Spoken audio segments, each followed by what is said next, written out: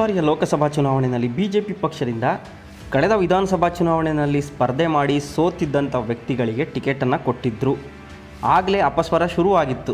ವಿಧಾನಸಭಾ ಚುನಾವಣೆಯಲ್ಲಿ ಸೋತವರಿಗೆ ಮತ್ತೆ ಟಿಕೆಟ್ ಕೊಟ್ಟಿದ್ದಾರಲ್ಲ, ಇವರೆಲ್ಲರೂ ಗೆಲ್ಲಕ್ಕಾಗತ್ತಾ, ಯಾಕೆ ಬಿ ಜೆ ಪಿಯವರು ಈ ರೀತಿ ಮಾಡ್ತಾ ಇದ್ದಾರೆ, ಬೇರೆ ಯಾರಿಗಾರು ಟಿಕೆಟ್ ಕೊಡ್ಬೋದಾಗಿತ್ತು ಅಂತೇಳಿ ಆಯಾ ಕ್ಷೇತ್ರದಲ್ಲಿ ಬಂಡಾಯ ಕೂಡ ಜೋರಾಗಿತ್ತು.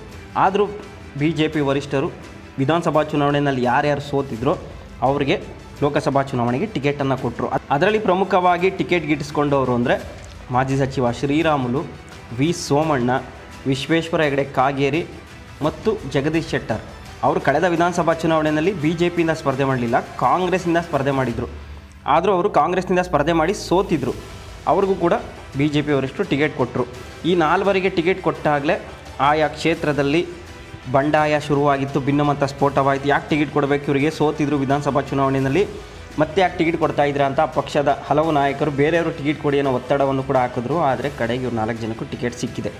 ಈಗ ಈ 4 ಸ್ಪರ್ಧೆ ಮಾಡಿರುವಂತಹ ಕ್ಷೇತ್ರದಲ್ಲಿ ಯಾರು ಗೆಲ್ಲಬಹುದು ಅನ್ನೋ ಲೆಕ್ಕಾಚಾರ ಕೂಡ ಶುರುವಾಗಿದೆ. ಅದರಲ್ಲಿ ಈಗ ಪ್ರಮುಖವಾಗಿ ಬಳ್ಳಾರಿ ಲೋಕಸಭಾ ಕ್ಷೇತ್ರದ ಬಗ್ಗೆ ಚುನಾವಣಾ ವಿಶ್ಲೇಷಕ ಗುರುರಾಜ್ ಅಂಜನ್ ಅವರು ತಮ್ಮದೇ ಆದ ಸರ್ವೆಯನ್ನು ಮಾಡಿ ಈಗ ರಿಪೋರ್ಟನ್ನು ಬಿಡುಗಡೆ ಮಾಡಿದ್ದಾರೆ. ಗುರುರಾಜ್ ಅಂಜನ್ ಅವರ ವರದಿ ಪ್ರಕಾರ ಬಳ್ಳಾರಿ ಕ್ಷೇತ್ರದಲ್ಲಿ ಶ್ರೀರಾಮುಲು ಗೆಲ್ಲೋದು ಡೌಟ್.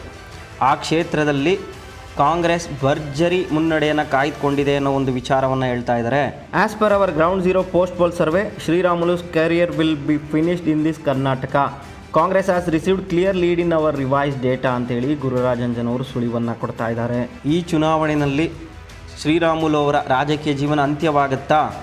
ಬಳ್ಳಾರಿ ಲೋಕಸಭಾ ಕ್ಷೇತ್ರದಲ್ಲಿ ಕಾಂಗ್ರೆಸ್ ಕ್ಲಿಯರ್ ಲೀಡನ್ನು ತಗೋತಾ ಇದೆ, ಅಲ್ಲಿ ತುಕಾರಾಮ್ ಅವ್ರು ಗೆಲ್ಲುವ ಸಾಧ್ಯತೆ ಇದೆ ಅನ್ನೋ ಒಂದು ಸುಳಿವನ್ನು ಗುರುರಾಜ್ ಅಂಜನ್ ಅವರು ಕೊಡ್ತಾ ಇರೋದು. ಎಲೆಕ್ಷನ್ಗೂ ಮುಂಚೆ ಕೂಡ ಬಳ್ಳಾರಿ ಕ್ಷೇತ್ರದಲ್ಲಿ ಕಾಂಗ್ರೆಸ್ ಪಕ್ಷವೇ ಮುನ್ನಡೆ ಸಾಧಿಸುತ್ತೆ ಅನ್ನೋ ಒಂದು ವಿಚಾರವನ್ನು ಗುರುರಾಜ್ ಅಂಜನ್ ಅವರು ಹೇಳಿದರು.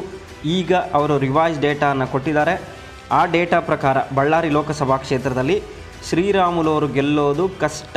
ಆ ಕ್ಷೇತ್ರದಲ್ಲಿ ಕಾಂಗ್ರೆಸ್ ಅಭ್ಯರ್ಥಿ ತುಕಾರಾಮ್ ಅವರು ಭರ್ಜರಿ ಮುನ್ನಡೆಯನ್ನು ಕಾಯ್ದುಕೊಳ್ತಾರೆ. ಆ ಕ್ಷೇತ್ರ ಕಾಂಗ್ರೆಸ್ ಕೈವಶವಾಗುವ ಸಾಧ್ಯತೆ ಇದೆ ಅನ್ನೋ ಮಾತನ್ನು ಗುರುರಾಜ್ ಅಂಜನ್ ಅವರು ಹೇಳ್ತಾ ಇರೋದು. ಇದು ನಿಜಕ್ಕೂ ಬಿ ಜೆ ಪಿಗೆ ತಳಮಳ ಅಂತಲೇ ಹೇಳ್ಬೋದು. ಯಾಕಂದರೆ ಅವರಿಗೆ ಯಾರು ಸೂಕ್ತ ಅಭ್ಯರ್ಥಿಗಳು ಸಿಗದೇ ವಿಧಾನಸಭಾ ಚುನಾವಣೆಯಲ್ಲಿ ಸೋತಿದ್ದಂಥವ್ರಿಗೆ ಲೋಕಸಭಾ ಟಿಕೆಟನ್ನು ಕೊಡ್ತಾರೆ. ಶ್ರೀರಾಮುಲು ಇಲ್ಲಿವರೆಗೂ ಬಿ ಜೆ ಪಿ ಪಕ್ಷದ ಮಾಸ್ ಲೀಡರ್ ಅಂತೆಲ್ಲ ಗುರುತಿಸ್ಕೊತಾ ಇದ್ರು. ಆದರೆ ವಿಧಾನಸಭಾ ಚುನಾವಣೆಯಲ್ಲಿ ಅವರು ಬಹಳ ಹೀನಾಯವಾಗಿ ಸೋಲ್ತಾರೆ, ಭಾರಿ ಅಂತರದಲ್ಲಿ ಸೋಲ್ತಾರೆ.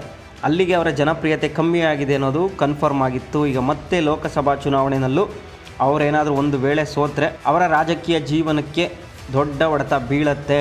ಹಿಂದಿನ ದಿನಗಳಲ್ಲಿ ಶ್ರೀರಾಮುಲು ಅವರು ಚುನಾವಣೆಯಲ್ಲಿ ಸ್ಪರ್ಧೆ ಮಾಡೋದೇ ಕಷ್ಟ ಅನ್ನೋ ಮಾತುಗಳು ಬಳ್ಳಾರಿ ರಾಜಕೀಯ ವಲಯದಲ್ಲಿ ಕೇಳಿ ಬರ್ತಾ ಇದೆ. ಹಾಗಾದರೆ ಗುರುರಾಜ್ ಅಂಜನ್ ಅವರ ರಿಪೋರ್ಟ್ ಪ್ರಕಾರ ಬಳ್ಳಾರಿ ಲೋಕಸಭಾ ಕ್ಷೇತ್ರದಲ್ಲಿ ಕಾಂಗ್ರೆಸ್ ಪಕ್ಷವೇ ಗೆಲ್ಲತ್ತಾ? ಇದರ ಬಗ್ಗೆ ನಿಮ್ಮ ಅಭಿಪ್ರಾಯವೇನು ಅನ್ನೋದನ್ನು ಕಮೆಂಟ್ ಮಾಡಿ, ಹಾಗೂ ತಪ್ಪದೇ ನಮ್ಮ ಚಾನಲ್ ಸಬ್ಸ್ಕ್ರೈಬ್ ಮಾಡಿ.